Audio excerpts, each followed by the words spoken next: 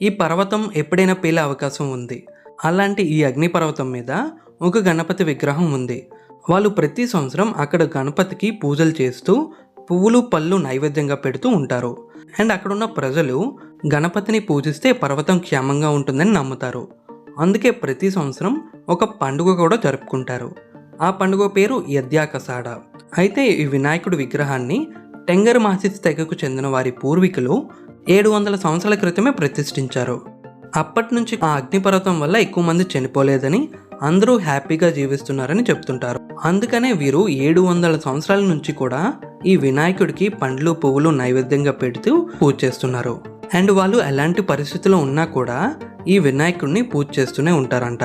And ఈ బ్రోమ పర్వతం name కూడా మన హిందూ గాడ్ అయిన బ్రహ్మదేవుడి పేరు నుంచి వచ్చింది. ఇంకొక విషయం ఏంటంటే ఇండోనేషియా 20,000 నోట్ మీద కూడా వినాయకుడి ఫోటో ఉంటుంది.